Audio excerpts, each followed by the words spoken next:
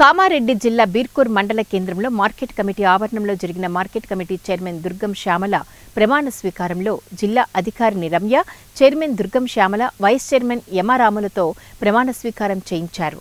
పాలకవర్గంతో ప్రమాణం చేయించిన అనంతరం పోచారం భాస్కర్ రెడ్డి మాట్లాడుతూ ప్రభుత్వ వ్యవసాయ సలహాదారు పోచారం శ్రీనివాసరెడ్డిపై ఎవరైనా అనుచిత వ్యాఖ్యలు చేస్తే ఖబర్దార్ అంటూ ఘాటు వ్యాఖ్యలు చేశారు.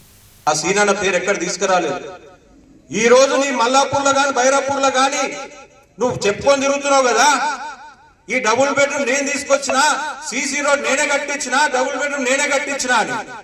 మరి ఈ రోజు పోచారం శ్రీనివాసరెడ్డి గారు లేకపోతే డబుల్ బెడ్రూమ్ వస్తాయా అని అడుగుతున్నా నేను ఈ రోజు ఆ గుట్టబాబాకి.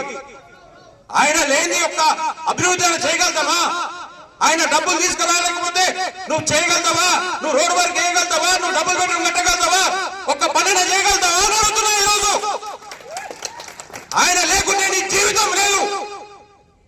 అటువంటిది ఈ రోజు ఆయన వేల కోట్లు తీసుకొచ్చి ఈ రోజు బీర్కూర్ మండలంలో పెడితే అన్ని నేనే తీసుకొచ్చినా, నేనే పెట్టినా.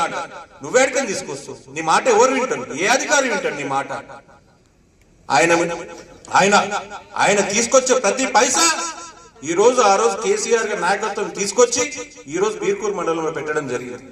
ఆయన పేరు చెప్పుకొని బతికిన వ్యక్తివి నువ్వు. అటువంటిది ఈ రోజు ఆయన మోసం చేసిపోయినావు. దీనికి సరైన గుణపాఠం చెప్తాం, మీరు ఆలోచించుకోండి. ఈ రోజు ఆయన బైంసలా 70 ఎకరాలు ఉంది.